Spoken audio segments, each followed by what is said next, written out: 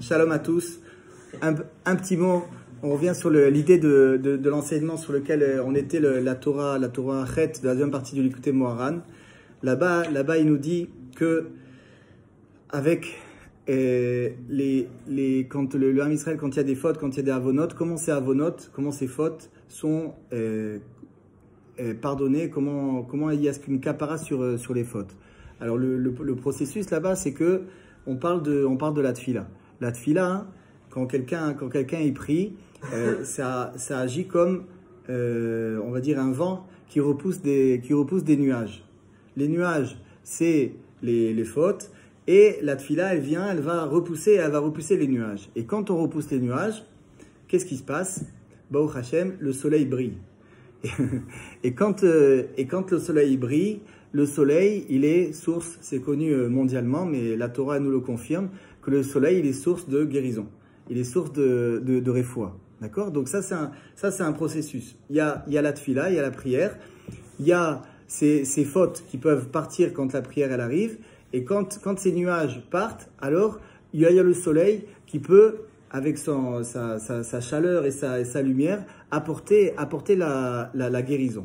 Et Rabbeinu nous explique là-bas, nous précise que cette chose-là, ce système-là, il fonctionne de façon optimale quand il y a un nouveau shachen, quand il y a une nouvelle personne qui vient s'ajouter, qui vient se greffer à l'assemblée.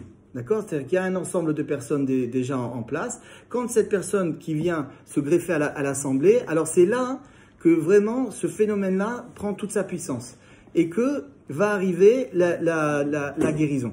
Ok? Donc en fait, on voit que si on va transposer ça à notre situation actuelle, on a une situation de maladie mondiale. Oui, cette corona, c'est, on va dire, une maladie mondiale. Donc quand on se dit que maintenant il y a une maladie mondiale et on souhaite avoir une guérison pour les individus qui sont malades, pour que les autres ne tombent pas malades, pour le monde entier, évidemment, pour le Ham Israël. Alors qu'est-ce qu'il faut faire? Il faut prier, d'accord? En même temps qu'il faut prier, il faut se réunir pour prier. Et si on peut se réunir pour prier dans un endroit où il y a beaucoup de présence divine, beaucoup de shrina, comme le Kotel, comme les kivrei tzadikim, comme Ouman, alors c'est adraba, c'est-à-dire que ce qui va faire qu'on va ressentir un élan pour Dieu, on va sentir une force qui va emmener notre prière à Kadosh Baruch Hu, c'est le fait qu'on se trouve dans un lieu qui a une grande présence divine. C'est ça qui va nous aider. Le fait d'être dans la tombe, à côté de la tombe d'un tzadik, comme le tzadik de son vivant, il a tout donné pour révéler Dieu. Alors, aussi bien de son vivant que quand il part, là où il se trouve, eh bien, Akadosh Baruch Hu se trouve aussi. Quand quelqu'un il a tellement fait de place à Akadosh Baruch Hu, il se trouve à cet endroit-là, et c'est ça qui va aider à la prière. Donc, il faut prier dans des endroits qui vont pousser notre prière, et ça va enlever les nuages, et ça va emmener le soleil, et ça va emmener la guérison. Donc, vous voyez bien que concrètement, ce qu'il faut faire pour que la corona cesse dans le monde, c'est se regrouper. Il va y avoir les fêtes de Tishrei, il faut qu'il y ait des minyanim. Si les minyanim étaient de 50 personnes, il faut qu'ils soient de 100, de 200, de 300 personnes. Et si à Ouman, le record c'était 80 000 personnes, il faut qu'on passe à 180 000 personnes cette année, Bezrat Hashem. D'accord? Parce que c'est ça qui va faire que réellement, d'après ce que nous dit Rabbi Nachman, on va trouver la guérison pour le monde. Et on voit que nos dirigeants, qu'est-ce qu'ils font? Ils font les mesures exactement inverses. D'accord? C'est-à-dire qu'ils disent maintenant ce qu'on va faire, c'est vous allez vous séparer. Vous allez ne pas vous assembler, vous n'allez pas vous regrouper, parce qu'évidemment vous allez vous coller. Et donc évidemment on va annuler les Iloulot, on va annuler Ouman Rosh Hashanah, on va prendre toute un ensemble de mesures qui vont faire qu'il n'y ait pas de Hasifa. D'accord? Donc on voit que c'est exactement l'inverse de ce qu'il faut faire en réalité. Ok?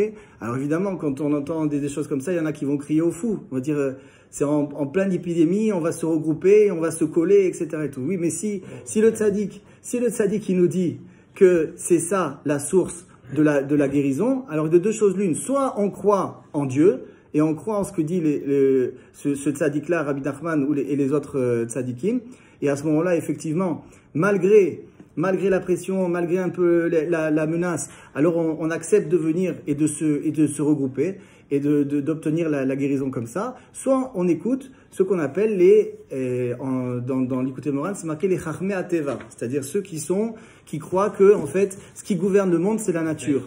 Et des choses qui sont des effets avec une cause et une conséquence, et qu'il n'y a que ça, il n'y a que la nature, et c'est la nature qui gouverne en fait le monde, c'est pas Akadosh Baruch Hu. Donc chacun, en fait, aujourd'hui, grâce à cette corona, il doit choisir son camp. Il doit choisir son camp. C'est-à-dire que quand quelqu'un, par exemple, il n'a pas encore eu le corona, qu'aujourd'hui il doit choisir est-ce qu'il doit faire un vaccin ou est-ce qu'il ne doit pas faire un vaccin. Alors qu'est-ce qu'elle doit faire la personne? Ouais, on n'est pas ici pour donner des solutions toutes faites. La première chose à faire, c'est prier. C'est ça la première chose à faire. La première chose à faire, c'est se retourner vers Akadosh Baruch Hu et lui demander. Parce qu'évidemment, c'est facile de dire oui, on fait ça ou on fait ça. Mais nous, ce qu'on veut, c'est la volonté d'Hachem. Et on voit bien que même dans le monde religieux, il y a une scission, il y a un partage, il y a des grands qui disent comme ça, il y a d'autres grands rabbinim qui disent comme ça. Donc c'est pas évident de choisir son camp. Donc si une personne va faire le vaccin et elle n'a pas prié avant, alors moi vraiment je la plains. Et si une personne, elle ne fait pas le vaccin et elle n'a pas prié, aussi je la plains. C'est-à-dire que dans les deux cas, c'est un grand problème. Quand on a un choix qui est tellement lourd de conséquences, c'est-à-dire mettre un vaccin, que tout le monde sait que ce vaccin-là, c'est quelque chose qui est sorti rapidement et qu'on n'a pas de recul par rapport à ce vaccin et que c'est quelque chose qui peut entraîner des conséquences terribles au niveau de la stérilité, etc., etc.